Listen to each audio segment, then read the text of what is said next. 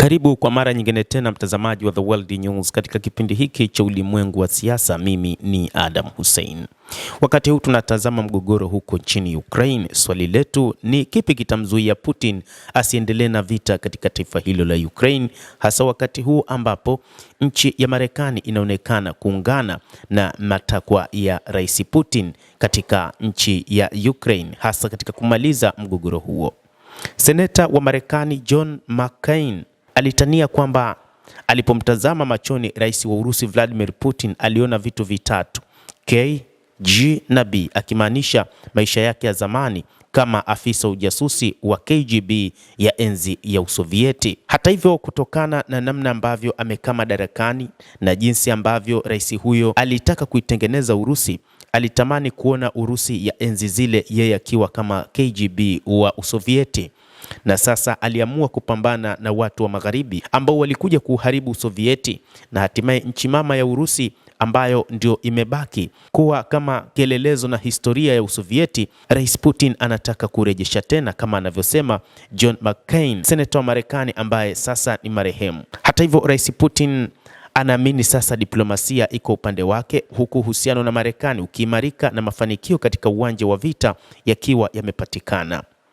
Rais wa Urusi Vladimir Putin alichokitaka ni heshima ya Urusi, na sasa anaiona kupitia rais wa Marekani Donald Trump. Rais Putin anaamini kwamba anachokihitaji ni kuona watu wa eneo la Donbas ambao ni wazungumzaji wa Kirusi wanaheshimika na wanapata heshima kubwa kama walivyo Warusi wengine katika Moscow na kwingineko, na ndicho ambacho kimefanya apambanie juu ya uhuru wao baada ya kujitenga na kuwa jamhuri na hatimaye kujiunga katika shirikisho la Urusi. Baadhi ya wachambuzi wanasema Putin hana sababu ya kuachana na madai yake kwamba Ukraine itoa 20% iliyobaki ya Donetsk ambayo bado inadhibiti. Anataka eneo hilo lote litambuliwe kimataifa kama sehemu ya Urusi, huku akiamini jeshi la Ukraine limepigwa hadi kiwango cha kutokuwa na nguvu na wanachama wa NATO umekataliwa kabisa. Kwa hivyo kuna chochote kinachoweza kubadilisha mawazo ya Putin? Na ni nini kingine ambacho Ukraine, Marekani, Ulaya hata China zinaweza kufanya dhidi ya Putin? Tuanze kwanza na Ulaya. Itafanya nini? Kwa sasa bara la Ulaya linajiandaa kwa ajili ya kusitisha mapigano chini ya bendera ya muungano wa walio tayari. Linaandaa kikosi cha kijeshi cha kimataifa kusaidia Ukraine kuzuia uvamizi wa Urusi katika siku zijazo, pamoja na juhudi za kifedha kusaidia kujenga upya nchi hiyo iliyoharibiwa na vita.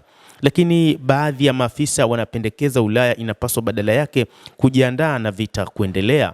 Lakini wanataka kusaidia Ukraine sio tu kwa ndege zisizokuwa na rubani na pesa, lakini pia kutoa usaidizi wa muda mrefu na kujiandaa kwa vita vya miaka 15 hadi 20 dhidi ya Urusi. Ulaya pia inaweza kufanya zaidi kusaidia kulinda anga ya Ukraine dhidi ya ndege zisizokuwa na rubani na makombora. Tayari kuna mpango unaoitwa mpango wa ngao ya anga ya Ulaya ambao unaweza kupanuliwa ili kuruhusu ulinzi wa anga wa Ulaya kulinda magharibi mwa Ukraine. Wengine wanasema wanajeshi wa Ulaya wanaweza kutumwa magharibi mwa Ukraine kusaidia doria mipakani na kuwafanya wanajeshi wa Ukraine kuwa huru kupigana kwenye mstari wa mbele. Mapendekezo mengi kama haya yamekataliwa kwa hofu ya kuchochea vita na Urusi au kuzidisha mzozo. Wakati huo huo, wengine wakitazama hali ya kiuchumi wameona kwamba wanaweza wakatumia mali ya Urusi iliyogandishwa katika Euroclear ambayo ipo katika mataifa ya Ulaya, jambo ambalo kwa baadhi ya mataifa kama vile Slovakia, lakini pia Czech na mataifa mengine yamekuwa yakipinga miongoni mwa mataifa katika Umoja wa Ulaya. Kisha kuna vikwazo. Hakika uchumi wa Urusi unateseka. Mfumo wa bei uko katika 8%, viwango vya riba 16%, na ukuaji wa uchumi unapungua, na kesi ya bajeti inaongezeka na mapato halisi yanashuka, kodi zinazidi kuongezeka. Ni mipango ambayo watu wa Ulaya wameipanga ili kuona jinsi Urusi inavyoweza kutetereka kiuchumi na kuachana na mpango wake wa vita kupitia vikwazo mbalimbali.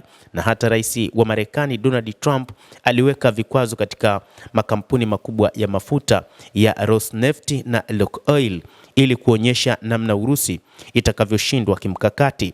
Lakini Urusi kimsingi ilijipanga kwa ajili ya kuhakikisha inafanikiwa katika mpango wake wa vita.